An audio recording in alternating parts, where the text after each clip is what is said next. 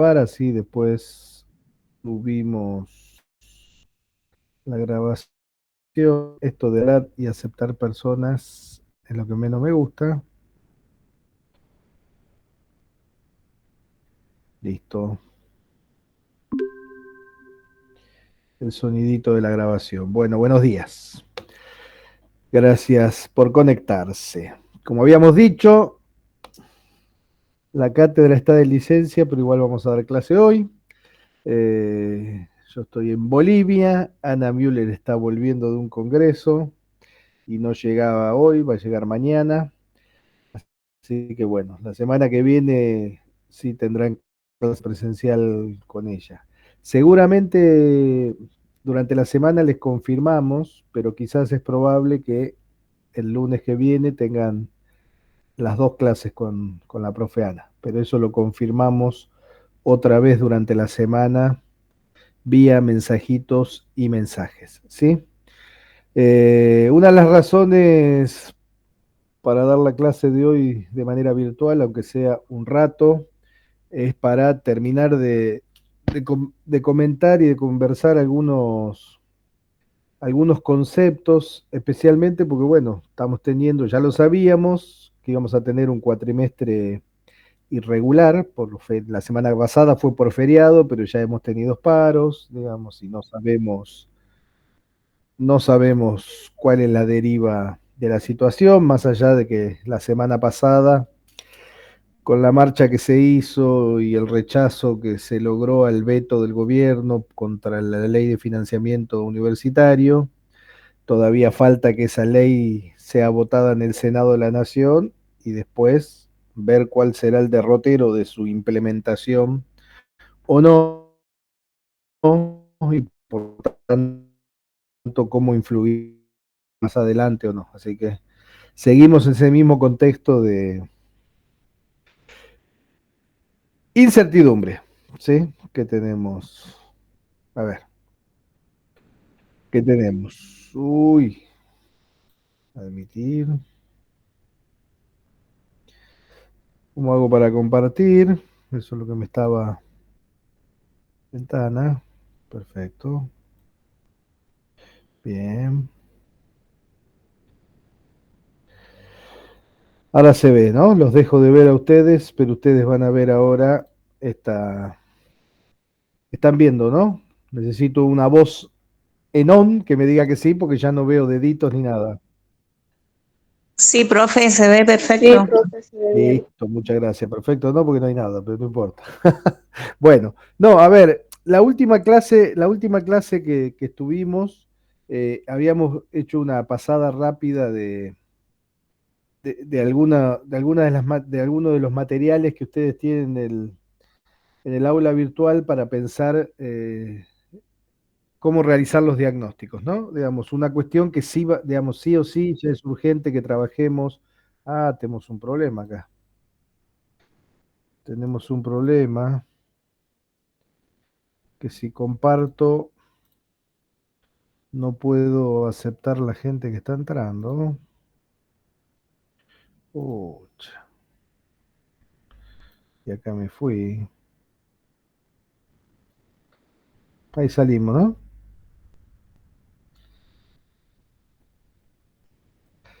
Ah, tenemos ese problema, que mientras comparto no puedo hacer la admisión de la gente. Ay, Dios. Y van a seguir llegando. El incordio de la llegada tarde. Bueno, vamos viendo. Listo.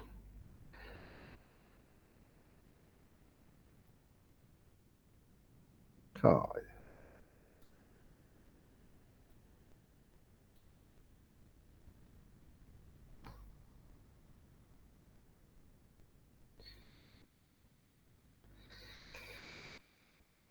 bueno, no sé entonces si voy a compartir o no hasta que vayan llegando. Pero digo, a ver, mientras repaso en voz alta algo que habíamos hablado las clases anteriores y vamos viendo los que van llegando. Y después, en todo caso, ponemos placas nuevas de algo que queremos ver. ¿Se acuerdan que la última clase entonces habíamos trabajado sobre algunos elementos para el diagnóstico de la comunicación, ¿no? Digamos, habíamos trabajado sobre una especie, si se quiere, de grilla que trabaja Marta Rondoleto, ¿sí? Para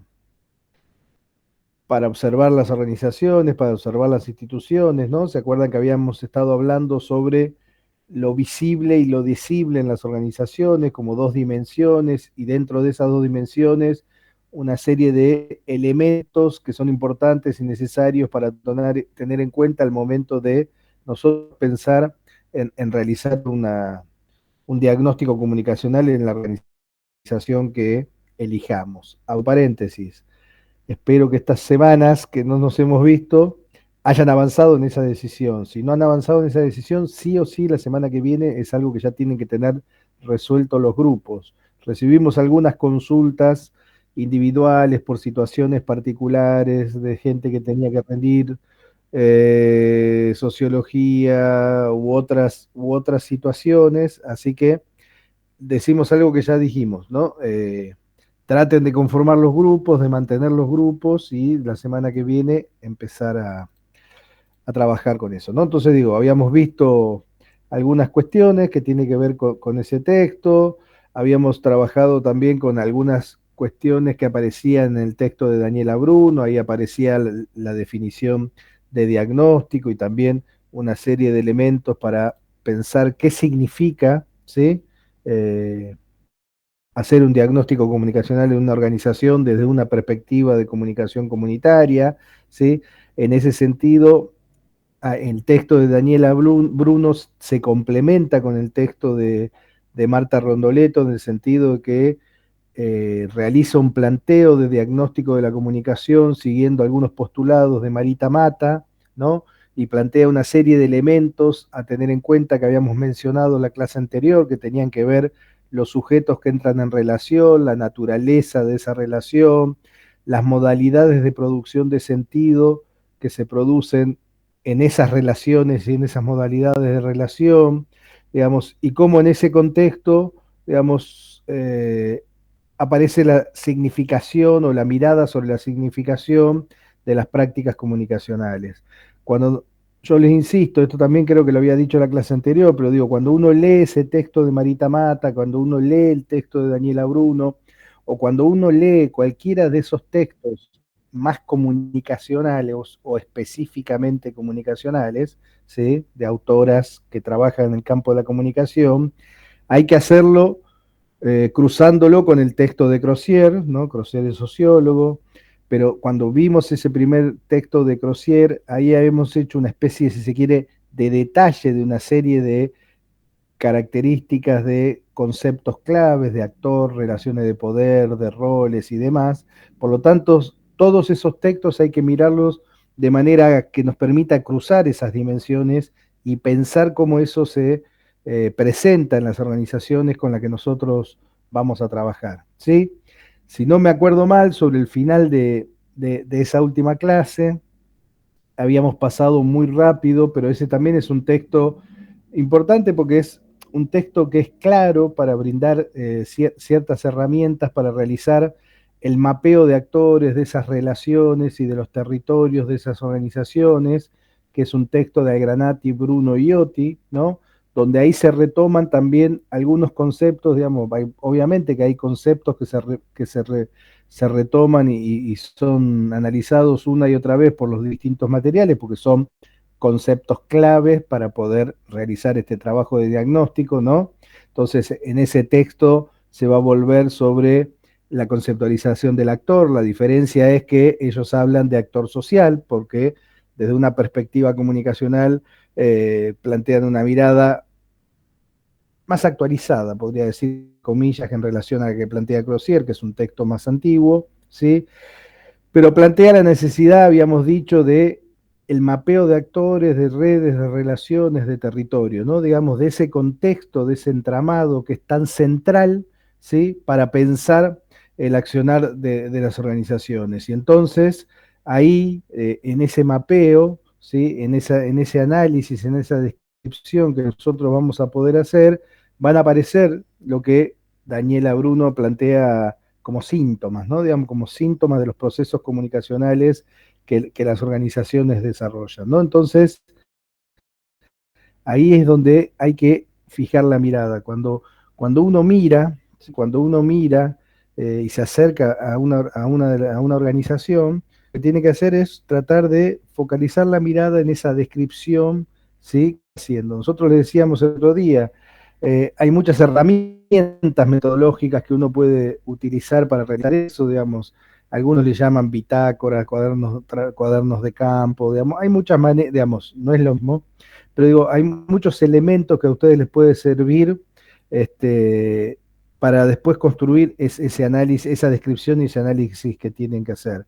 En primer lugar, un consejo es, digamos, tomar nota de cosas que aunque a simple vista parezcan cuestiones poco significativas, digamos, en el análisis de una situación o de un análisis más profundo del funcionamiento de la organización, esas cosas después pueden tener una relevancia más importante, ¿no? A ver si ahora que no se conecta, que ya están todos conectados, comparto otra vez.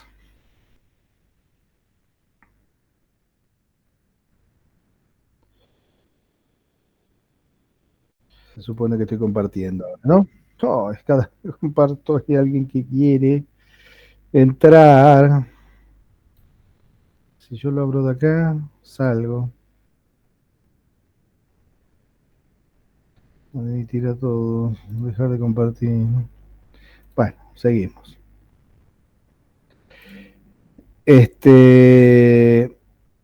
Hay otro texto dentro de esa seguidilla de elementos. Este, Hay otro texto que es el texto de Teresita Vargas y de Zapata, ¿sí? Donde ellas profundizan sobre una cuestión que también, digo, mientras la estoy diciendo en voz alta, la pienso en interrelación con otros materiales que hemos venido trabajando hasta ahora, que tiene que ver con cómo se construye el diálogo entre nosotros y con nosotros, ¿no? Digamos, cómo se construye el diálogo al interior de las organizaciones con ese exterior constitutivo, ¿sí? Y esa trama de redes que van construyendo, ¿no? Y entonces ahí también hay una serie de cuestiones que ellas plantean, digamos, que son muy sencillas en el texto, que tienen que ver con cómo se van construyendo y generando los espacios comunicacionales, ¿sí? La construcción de esos procesos de escenarios comunicacionales nos permite a nosotros ver otra vez distintas dimensiones de ese proceso comunicacional, ¿sí? Entonces, los modos en los que se van abriendo el debate, las formas en las que se van enredando las conversaciones al interior de las organizaciones, es importante, ¿no? Habíamos hecho referencia, si no me acuerdo, al pasillo, a la cocina, ¿no? Digamos, espacios que en principio son espacios más informales en la vida de las organizaciones y de las instituciones, que en la práctica y en la dinámica cotidiana van cobrando una relevancia que es importante atender, ¿no? Un eje central que plantean estas autoras para poder pensar la vida y la dinámica de las instituciones tiene que ver con la desnaturalización de la cotidianeidad, ¿no? Eso también lo habíamos hablado, me parece, de alguna manera, ¿sí?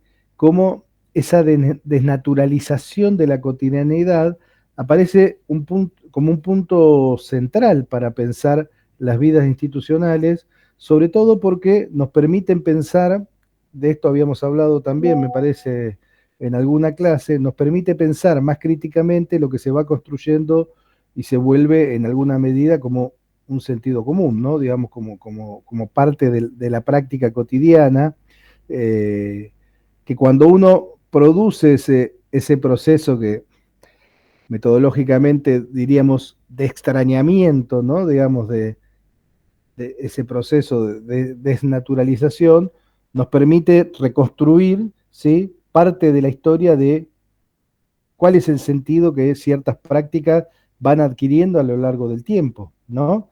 Digamos, todo el tiempo eh, vivimos, digo, en nuestras prácticas cotidianas, en cualquiera de los ambientes en los que participemos, no andamos problematizando todo el tiempo nuestras conductas y nuestras prácticas, ¿no? No nos preguntamos, las hacemos, ¿no? Las reproducimos, sí, de manera, uno podría decir, mecánica o sin pensar y demás. Entonces, la desnaturalización de la cotidianeidad, ¿sí? O sea, hacer la pregunta que se hace un niñito o una niñita de 2 años, el famoso ¿por qué? ¿No? Digamos, cuando uno a un niño o una niña le pide que haga una cosa, pregunta ¿por qué? ¿No? Bueno, esa pregunta es absolutamente clave para pensar cualquier acción de la vida social, pero en particular el desempeño de la vida cotidiana en nuestras organizaciones, ¿no?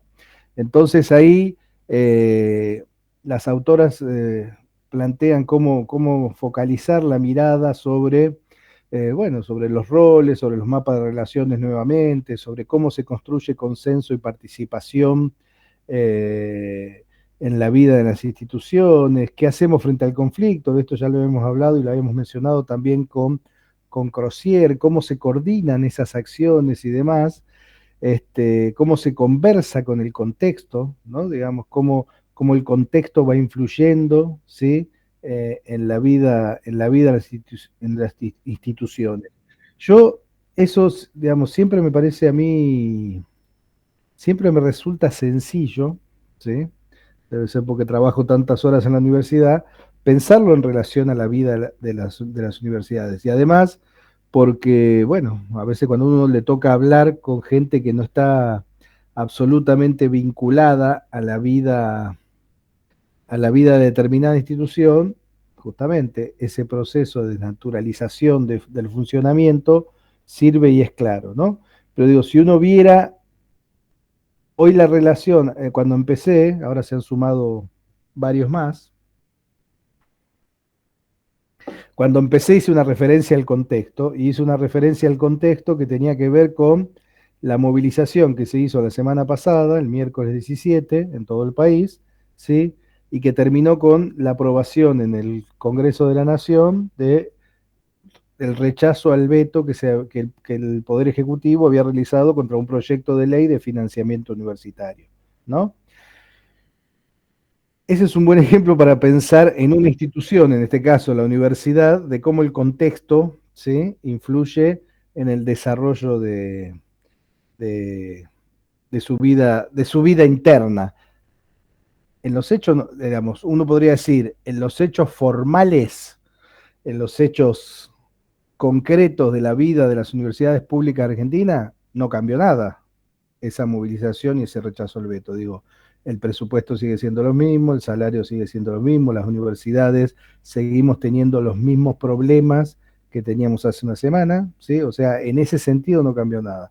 Pero si uno toma esa acción política, que además es una acción que uno podría pensar de cómo se ha ido construyendo, ahora en un ratito vamos a hablar un poco más de eso, pero digo, cómo se ha ido construyendo a lo largo del tiempo esa acción de legitimación de una aprobación social o de un cierto consenso social de que es importante financiar la educación pública y la salud pública en este caso, ¿sí? Cómo un acontecimiento determinado, digamos, influye, ¿sí? En los distintos factores y dimensiones que componen la vida de esa universidad, no es de esa institución. No es que ahora nos queremos todos, nos llevamos bien todos, pero hay algo de ese factor externo, de esa situación externa X, ¿sí? Que influye en la dinámica interna, ¿no? Digamos, los problemas de presupuesto universitario no son nuevos, digamos, no ha habido un año desde que yo vivo, desde que yo habito la universidad hace más de 30, donde el reclamo por mayor presupuesto no estuviera presente, ¿no? Digamos, un montón de reclamos que escuchamos hoy que son de siempre. No lo digo de siempre para naturalizar, sino porque hay una sensación, comprensión, construcción, interpretación de que nunca alcanza, ¿no? Digamos, que nunca alcanza. Digamos, que nunca alcanza, que cuando te dan, o en aquellos momentos excepcionales donde hay ciertas eh, políticas que habilitaron construir, no sé, un aula más, un laboratorio más, siempre hacen falta más aulas y laboratorios, o cuando hubo alguna política de jerarquización de cargos docentes o dedicaciones docentes, siempre hace falta más, digamos, porque nuestra universidad tiene una particularidad que otras no tiene, que es la masividad, por ejemplo, ¿no? Entonces, para atender cierta masividad es necesario ciertas condiciones que casi nunca, digamos, tenemos saldadas, ¿no? Pero digo, ese hecho externo es un hecho externo que se manifieste, que, digamos, fuertemente incide, ¿sí?, en esa trama organizacional y en esa trama comunicacional que es la universidad, ¿no? Digamos, me parece que entonces esa idea de conversación con el contexto la podemos ver ahí, pero la podemos ver de otra manera. Y también hay una idea que estas autoras plantean que tiene que ver con reconocer el escenario de comunicación de la comunidad y de fortalecer el encuentro con la comunidad, ¿sí? Y ese es un punto central. El día que nosotros dimos la clase pública y algunos de ustedes estaban ahí, nosotros ese día intentamos adelantarnos o introducir algunas cuestiones que tienen que ver con una temática que trabajamos en clase, que tiene que ver justamente con la relación entre la universidad con la comunidad, ¿no? Espera que estoy tratando. ¿Sí? Y cómo se articula esa relación, ¿sí? Y eso es interesante, no es algo que sea una discusión saldada, lo habíamos dicho ese día, es algo que en nuestro país tiene una larga y enorme tradición, ¿sí? Las universidades públicas, nosotros decíamos, las universidades públicas, las del norte argentino, bueno, las del norte, Jujuy y Salta tienen 50 años, pero después hay universidades que tienen 70, 80 años, digo, la de Tucumán es una universidad con mucha trayectoria, más de 100, digamos, hay muchas universidades nacionales en la Argentina que tienen más de 100 años, la Universidad de Córdoba tiene más de 400 años, es una de las universidades más antiguas de América Latina, ¿no? Por lo tanto, digamos, cuando uno plantea, mirar, revisar, analizar ese proceso de vinculación y de articulación entre la universidad y la sociedad civil, le pongamos ese nombre, o la sociedad, o las organizaciones, para hacerlo mucho más específico, justamente lo que hay que reconstruir es un proceso que en nuestro país tiene una larguísima tradición. Y eso último que nosotros decíamos, de cómo reconocer los procesos comunicacionales nos permite, digamos, pensar esos procesos de articulación comunitaria, cómo se dan, me parece que en este escenario de lo que pasó la semana pasada, es como una muestra más de un elemento que nos permite volver a pensarlo, volver a darle una vuelta de tuerca a eso.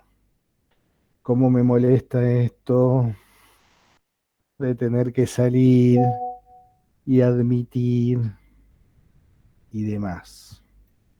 Gente, están ahí, ¿no?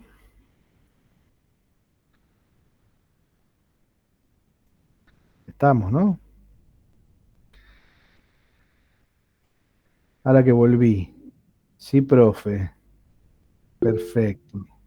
Sí, Micaela levantó la mano, pero ¿es para hablar o para levantó la mano para decir si estamos? No sabemos. Perfecto. Para decir si estamos. Ah, buenísimo, Micaela. Entonces digo, a ver, ahí había una serie de preguntas, ¿no? Eh, ¿Qué es? ¿En qué consiste esa vinculación entre la universidad y las organizaciones? ¿Cómo se produce? ¿Qué significó y qué significa hoy, ¿no? Y aparecen una serie de materiales. Hay un texto de Washington Uranga, un texto de Marita Mata, de hace muchos años, donde piensa la extensión universitaria, un texto de Yanina Lois, ¿sí? Pero también algo que hablábamos en esa clase pública y que tiene que ver que revisar y desnaturalizar esta articulación también nos permite revisar y repensar cómo se construye el conocimiento, ¿no? Digamos. Y todo esto nos permite pensar y hablar de qué pensamos de la universidad pública, ¿no? ¿Qué significa estudiar en la universidad pública? Digamos, ¿qué es lo público hoy? Digamos, son preguntas que nos hacemos permanentemente, ¿sí? y que significan distintas cosas en distintos momentos, ¿no? La, yo creo, no me acuerdo si yo ya comenté en alguna clase esta idea de que algunos piensan y plantean, no es una idea nueva, es una idea que está presente hace muchas décadas, de que la universidad es una especie de isla, ¿no? En realidad, cuando uno mira, esto va a sonar un poco paradójico o contradictorio, ¿no? Porque estamos hablando de cómo al mirar la vida de las instituciones es necesario tener en cuenta una dimensión clave que es la de el entramado, ¿no? Y cómo las instituciones y organizaciones construyen y son parte de redes, pero al mismo tiempo, porque nada es lineal y todo se puede mostrar de manera contradictoria, las instituciones al mismo tiempo que necesariamente están entramadas y enredadas, ¿sí? Y verlo es un aspecto importante al mirar las organizaciones, al mismo tiempo son una cosa muy específica, son un micromundo, son no un submundo, un micromundo. No me sale la palabra como lo denominan algunos. Este, y en ese sentido uno podría decir, bueno, no es que están aisladas, sí, pero a veces se piensan como una isla, ¿no? Digamos, como una burbuja, como una especie de burbuja. Y en realidad todos los espacios en los que nosotros estamos, más allá de esa interrelación, bueno, a veces conviven con esa idea de una burbuja, ¿no?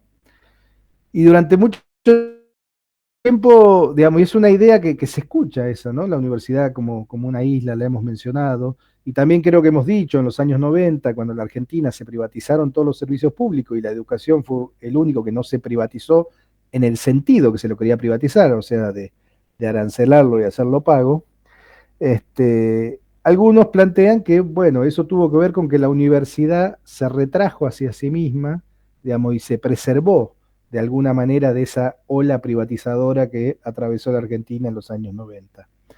Pero en realidad, cuando uno piensa esa idea de burbuja, de aislamiento, y esa idea de burbuja y aislamiento, si así fuera, nosotros la pensaríamos de una mirada crítica, porque pensamos que la universidad no tiene sentido encerrada hacia sí mismo, sino que tiene sentido en interrelación con una sociedad que apuesta por ella, ¿sí? En realidad, cuando uno se pone a mirar, y de eso algo habíamos preguntado, la universidad, más de isla o burbuja, de lo que tiene es de redes y entramados permanentes y por todos lados, ¿no? Y justamente no sería posible, digamos, no sería posible esta defensa que se viene haciendo de la educación pública argentina si fuera una isla, ¿no? Digamos, si fuera una isla, el otro día se rechazaron 3 vetos, ¿no? A 3 leyes que tenían que ver con la salud pública, con políticas vinculadas a los sectores que tienen alguna discapacidad y a las universidades públicas. Entonces uno podría decir que hay cierto consenso dentro de la sociedad, porque cuando uno ve quiénes votan dentro del Congreso el rechazo al veto a esas leyes, uno ve que ahí hay una composición que es transversal, ¿no? Hay de casi todos los partidos políticos con representación parlamentaria, ¿sí? No del partido de gobierno, pero sí, por ejemplo, de actores que hasta hace poco eran parte del partido de gobierno. Por lo tanto, uno podría decir, hay hasta diputados que responden a la idea de la libertad avanza, que apoyaron estas tres vetos, ¿no? Entonces uno diría, bueno, se ha reconstruido o parecería ser que se reconstruye cierto consenso en relación a algunos temas en particular, y uno de esos temas es la defensa de la universidad pública, ¿sí?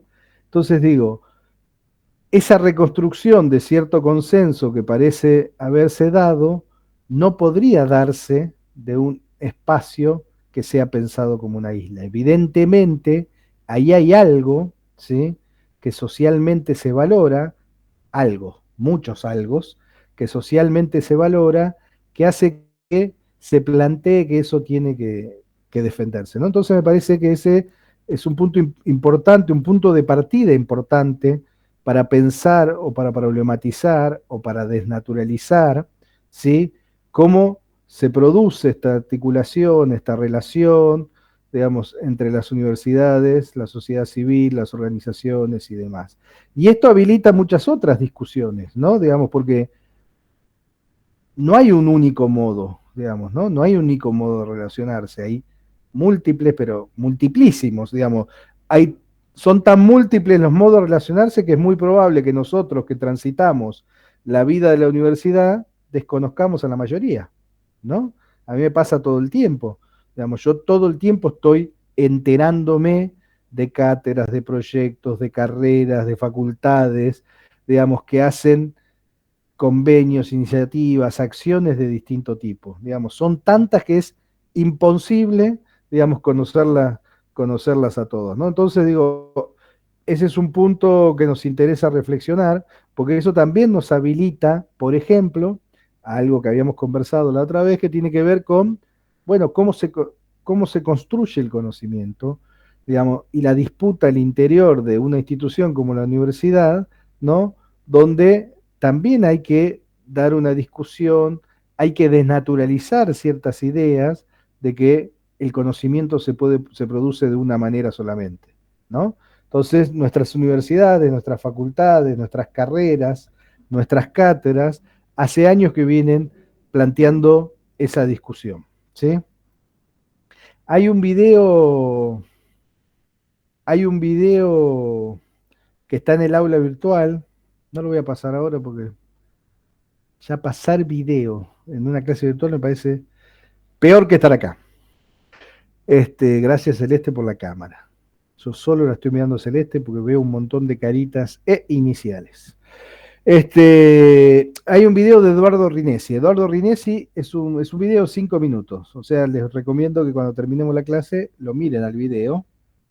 Es un video. Eduardo Rinesi es un filósofo argentino.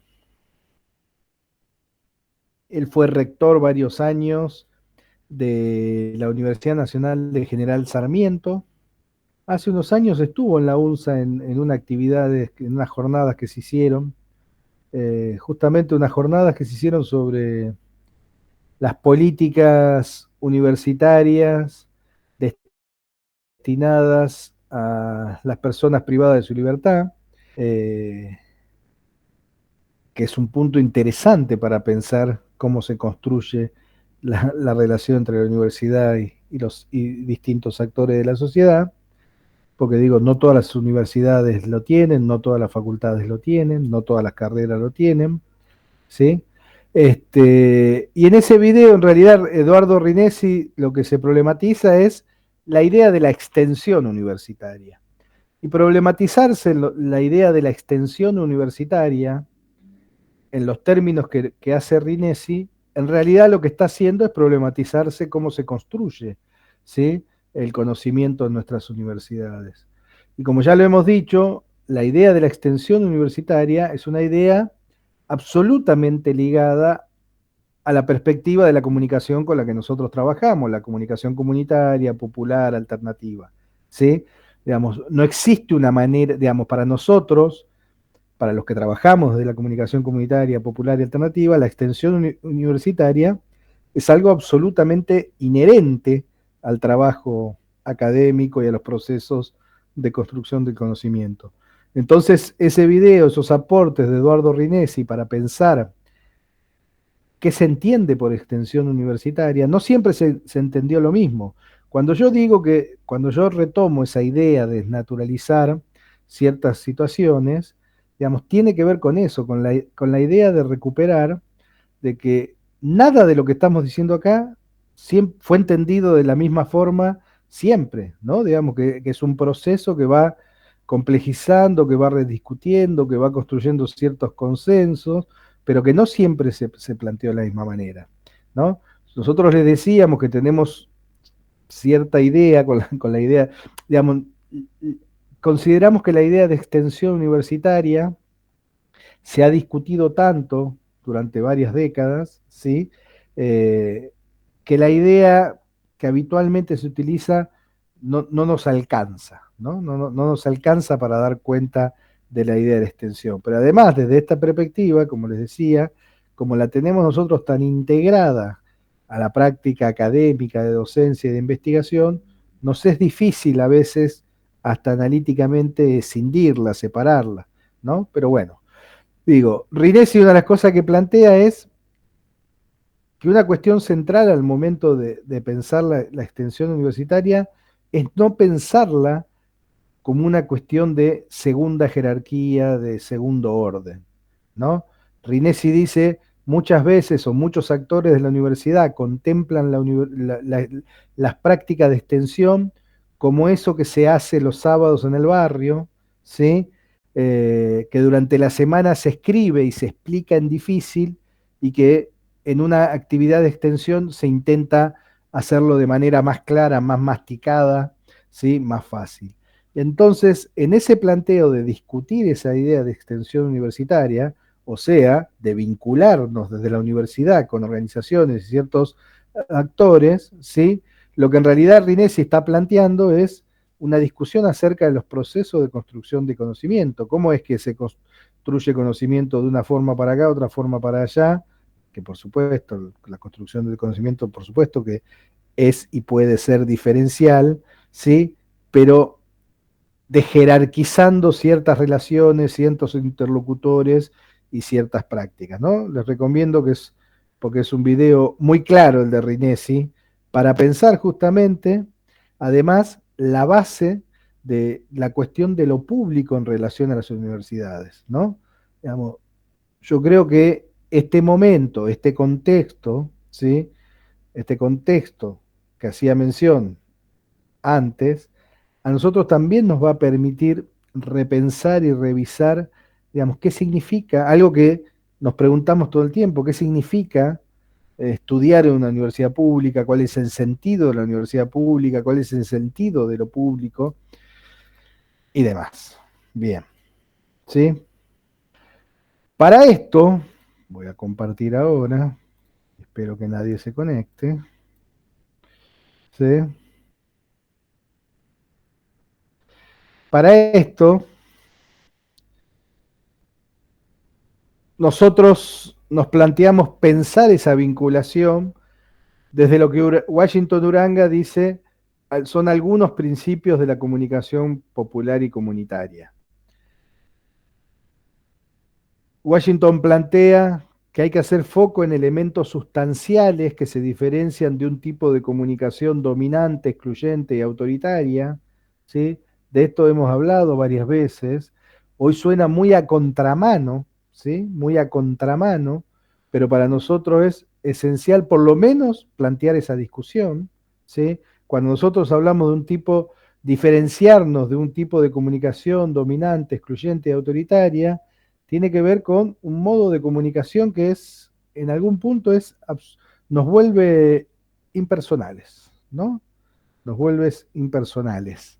Eh, yo ayer estaba en un asado y en un momento estábamos las 5 personas de la mesa del asado con el teléfono celular sin vincularnos entre nosotros, ¿no? Digamos, fue una imagen muy fuerte del momento que tomé conciencia de eso.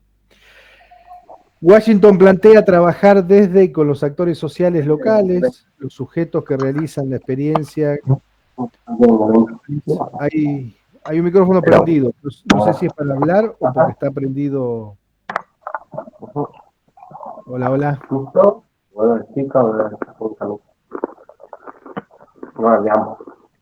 Hola. Espérate. ¿Qué pasó? No veo quién. ¿Ya está? No era para hablar, era solo un micrófono prendido. Bueno, estaba diciendo, trabajar desde y con los actores sociales locales, con los actores que realizan las experiencias que pertenecen a sectores populares de la misma comunidad en la que se realiza el proyecto, La comunicación comunitaria está animada por un proyecto político y cultural democrático e inclusivo, en lo enunciativo necesariamente. Si una experiencia se plantea como una experiencia comunitaria, tiene que tener carácter participativo, generador de lazos y de vínculos comunitarios. Insisto, cuando hablamos de un carácter participativo, generador de lazos y vínculos comunitarios, no lo planteamos de una manera romántica ni idealizada, pero, digamos, que es una condición sine qua non para pensar los lazos que construyen las organizaciones comunitarias y que tiene que estar abierta a cierta diversidad política, social y cultural y poseer una mirada crítica al orden establecido y buscar una transformación de lo existente, por lo tanto, es crítico pero al mismo tiempo propositivo.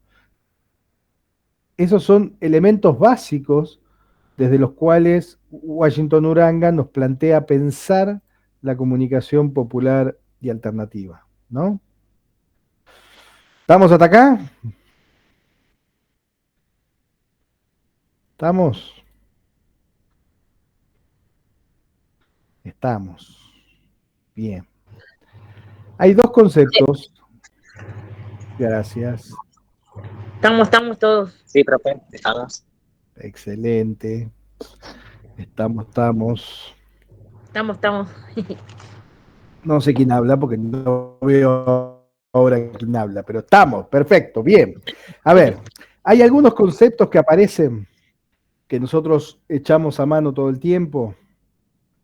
Uno es el de intervención, ¿no? Digamos, porque vinculada a la idea de diagnóstico que tenemos que hacer, o sea, la idea de esa mirada sistemática que nos plantea Bruna para detectar ciertos síntomas que nos dan pauta de ciertos problemas, conflictos, situaciones sobre las cuales es necesario diagnosticar, pero al mismo tiempo intervenir y generar soluciones, ¿sí? Digamos, ese es un concepto clave que los distintos autores, digamos, de este eje nos van a permitir abordar, ¿no? La acción que hacemos desde las prácticas, acompañando ciertos procesos históricos, situados, localizados, específicos, que ahí va a estar la particularidad de cada uno de los trabajos de ustedes, ¿no? Digamos, porque son experiencias específicas y concretas, digamos, que tenemos que mirar, ¿sí? Y cómo esto está vinculado a la idea de desarrollo de una sociedad, ¿no?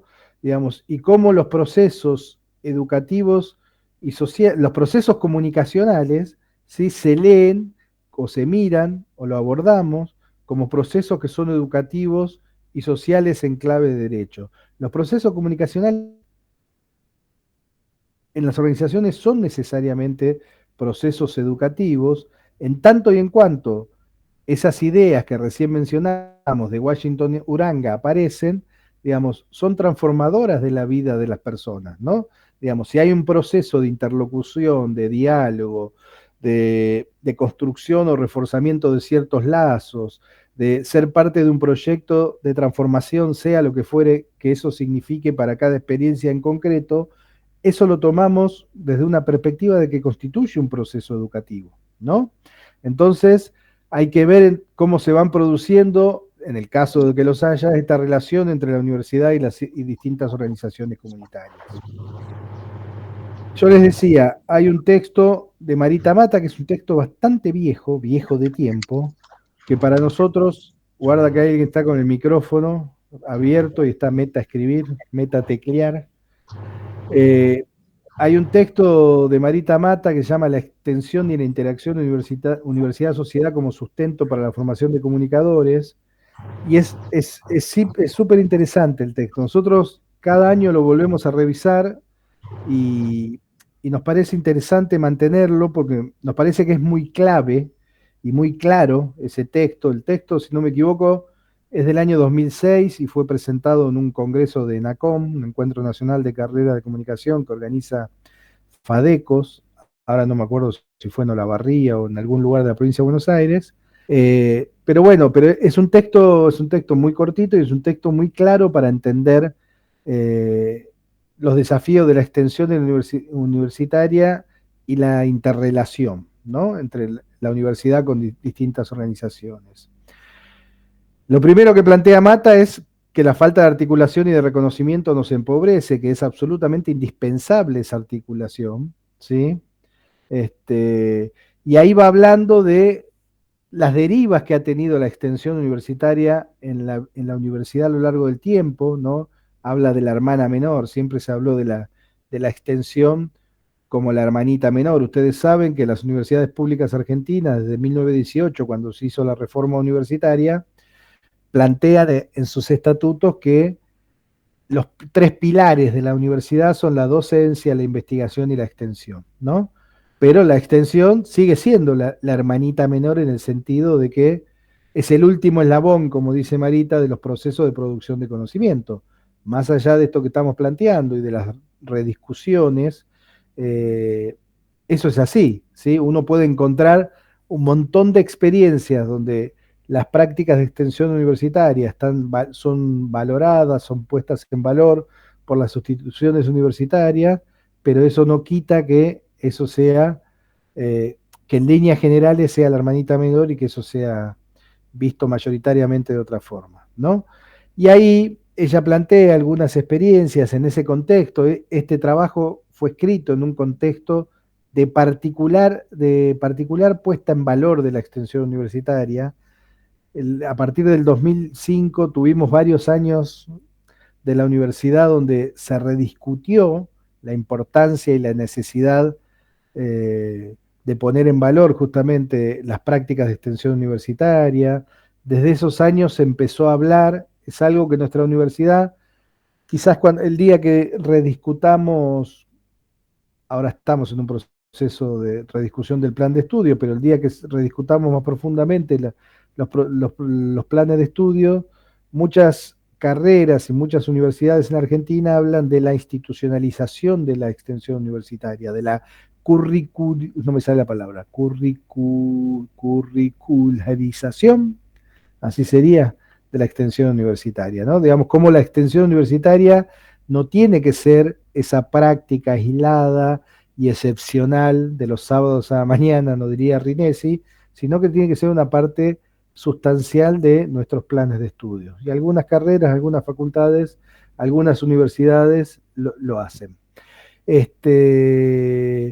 Por lo tanto, bueno, Marita también nos habla de un proceso de reconceptualizaciones y desafíos. En Uruguay, hace un par de años tuvimos una compañera comunicadora de la Universidad de la República del Uruguay que vino a nuestra facultad nos acompañó a algunas actividades y ella nos contaba cómo en Uruguay hablan de integralidad, esa idea de curricularización, no me sale la palabra, la estoy diciendo mal, o de incorporación de la extensión a los planes de estudio.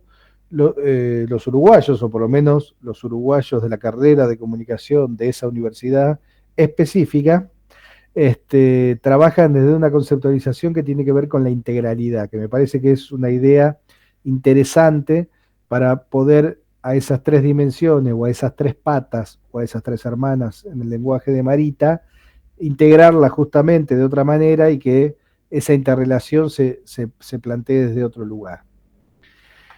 Y el texto de Yanina Lois, que también es un texto viejito, es un texto del año, ella lo publicó en el año 2010 en una revista de ciencias sociales de la Universidad de Tel Aviv, ¿sí? Pero también es un texto que nos gusta particularmente para pensar, ¿sí? En esta trama. Esperen que alguien entra.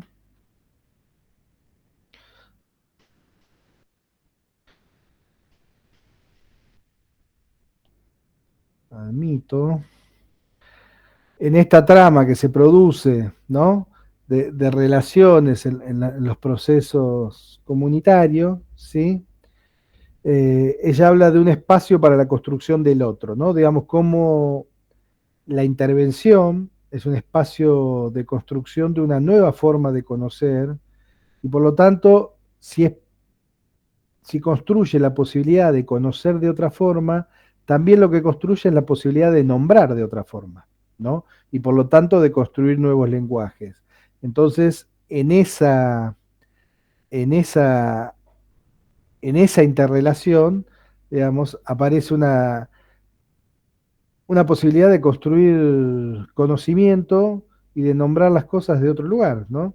Digamos, eso tiene que ver con una perspectiva vinculada a una corriente muy fuerte dentro de los procesos de comunicación y educación popular que tienen que ver con el pensamiento de Pablo Freire y que tiene que ver con la promoción de una idea de investigación que se llama, de una idea de investigación que se llama justamente investigación-acción, ¿no? Que tiene que ver con los procesos y la promoción de procesos de construcción de reflexiones teóricas sobre el propio proceso de transformación social que esos actores están desarrollando, por lo tanto, la producción de un proceso de reflexividad, ¿sí? Lo que nos permite justamente ese proceso de desnaturalización, donde lo que se asocia es la acción con la reflexión y la teoría con la práctica. Digamos, como idea enunciativa, ese proceso de investigación-acción, de construcción de una reflexividad, o sea, de un pensamiento crítico, de una mirada que nos permita desnaturalizar nuestras propias acciones y que la asociamos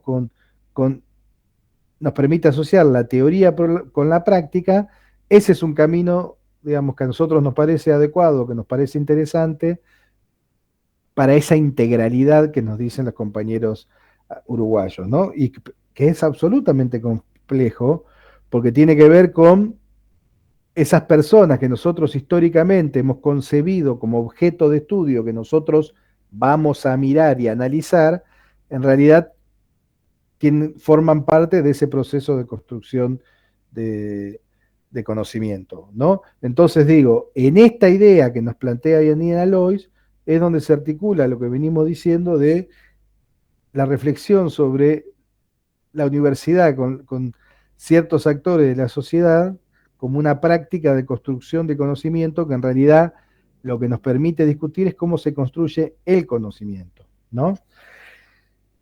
Un aspecto clave que nosotros planteamos de la comunicación comunitaria tiene que ver con que la comunicación comunitaria nos tiene que ayudar a pensar entonces en ese proceso qué tipo de relaciones sociales se van construyendo en esta interrelación.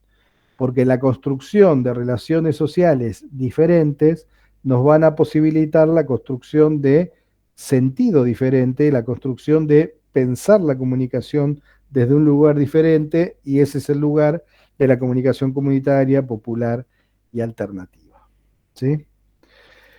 Dicho esto, ¿hay alguna pregunta? ¿Algún comentario? Nada. Hola, profe. Sí, Yo tenía un comentario. a ver. Era respecto de que yo ya había hecho trabajo de campo con tema de una organización Sí, comunitaria con respecto a que mi mamá daba clases de taller y costura. Era para las madres que no podían pagar delantales, mochilas, cartucheras para su hijo por el día de clase. sí. Y entonces me llevaba a mí porque yo era la que también sabía coser, como ayuda para mi mamá. Y fuimos a la biblioteca comunitaria de Villa Asunción. Hubo conflicto, hubo bastantes peleas por el tema de los horarios, porque como mi mamá y yo teníamos cierto horario para ir y no podíamos permitirnos ir otros días. Y era complicado porque había otras madres que sí querían, otras que no podían ir a ese horario y así. La experiencia fue algo bastante interesante porque es verdad que dicen que la educación a veces no solamente es instantáneamente en la universidad o en la escuela, a veces puede ser fuera. Y a veces para crear un desarrollo en una comunidad. Y lo que pasó después del taller que dimos con mi mamá, que duró aproximadamente 2 meses, no, 3 meses, me equivoco, 3 meses, muchas madres después de eso empezaron a emprender con respecto a vender cartucheras, vender mochilas, hacer delantales, a tratar de buscar una forma de tener dinero en su casa que era imposible en ese momento. Es un ejemplo interesante, Celeste, que vos planteás, porque digo, en una experiencia micro, en el sentido, digo, una madre y una hija, en el marco de una experiencia comunitaria barrial, chiquita, con algunas personas y demás, uno ahí podría pensar todo lo que venimos hablando y conceptualizando hace un tiempo, ¿no? Digamos, la conflictividad, digamos, hay una cuestión tan básica, digamos, es absolutamente básica, pero es, en esa cuestión básica es descriptiva de un momento histórico, ¿no? Hoy Sí. para hacer cualquier actividad colectiva, ponerse de acuerdo 4 o 5 personas es muy conflictivo, ¿no? Es muy conflictivo. Pienso, no sé, digamos, yo pienso en las 1000 reuniones que tengo como docente, pero no sé, pienso en armar un partido de pádel, o pienso en una juntada con amigos, o pienso en un taller de costura, ¿no? Digamos, y que eso es un, digamos, si uno lo mirara desde la perspectiva de los autores, uno podría decir, ahí aparece un síntoma, diría la amiga Daniela Bruno, ¿no? Es un síntoma que tiene que ver con que, bueno, todos y todas estamos explotados, corriendo, haciendo 200 cosas, ¿no? Y entonces, a partir de ese síntoma, uno lo podría tomar para traer de acá y pensar ciertas particularidades de una experiencia, por decir una cosa concreta, ¿no? Chiquita. Pero al mismo tiempo, esto que vos decís, digamos, bueno, si nosotros supiéramos mucho más de cómo se desarrollaron esos talleres, cómo se solucionó o no la posibilidad de que algunas mujeres asistan o qué pasó con las que no asistieron, ¿no? Digamos, uno podría reconstruir a partir de eso que vos contás, digamos, un montón de aspectos que constituirían distintas dimensiones importantes de ser analizadas para reconstruir lo que nosotros diríamos son los procesos comunicacionales de una organización específica, ¿no? Digamos, de una cuestión que es chiquita, digamos, uno puede tirar. A veces las cuestiones, esos síntomas o esas cuestiones problemáticas, pueden aparecer como muy evidentes, ¿sí? Digamos, y a veces no, a veces nos tenemos que agarrar de esas cositas para a partir de esas cositas reconstruir, ¿sí? Otras cuestiones que nos permitan pensar entonces el proceso que nosotros vamos a analizar ahí. Parece un buen ejemplo para eso, ¿no?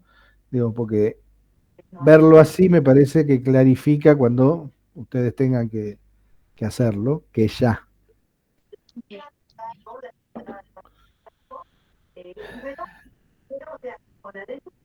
Bueno.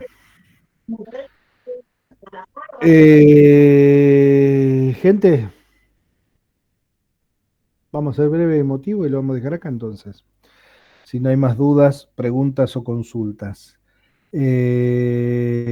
Vuelvo sobre algo que dije al principio, porque ahora somos como 44, creo, no sé cuántos, y antes éramos menos. En la semana vamos a avisar cómo son las clases del lunes que viene. Es muy probable, pero no está 100% confirmado, que Ana dé las 2 clases de manera presencial. Lo que sí está confirmado es que el lunes ya vamos a trabajar con el listado de organizaciones que esperemos tengan resuelta y que nosotros aceptemos que esté perfecto, ¿sí? Porque la otra semana vamos a tener el parcial. Tampoco tenemos resuelto si el parcial va a ser casi seguro en el horario del teórico, pero todavía no lo tenemos resuelto, ¿no? Digamos, tenemos que tomar esas decisiones estos días y las vamos comunicando, ¿sí? Pero es necesario que la semana que viene ustedes podamos tener definido. Romina, Natalia, tenés el micrófono abierto y hace un ruidito. Ahí lo apago, perdón, profe. Lo tendría que apagar yo, mirá. Ahí está, yo lo tendría que apagar, ¿ves? Tengo la potestad. Otro buen ejemplo para pensar el texto de Crosier y una pregunta de parcial. El profesor que tiene la potestad de silenciar a la estudiante Romina Natalia. Le estaba diciendo. Definir la organización para que después de definir la organización ya tengan una primera mirada que para la semana del parcial nos permita pensar algo de eso en el parcial. ¿Sí? ¿Alguna duda, pregunta? Terminamos acá, paro la grabación y después le colgamos esto a los compañeros y compañeras que no vinieron en el aula virtual y nos vemos pronto, ¿sí? Gracias, profe estoy. Pero el profe estoy, ¿qué significa? Que estaba queriendo que le ponga el presente. La asistencia, sí, por supuesto. La asistencia es cuando ahora para la grabación, tira un formulario con la presencia de cada uno de ustedes y los minutos que estuvieron. Así de vigilante es el Google Meet. ¿Sí? Bueno, listo. Nos vemos, gente. Que esté bien. Gracias, Hasta profe. luego. Chao, profe, gracias.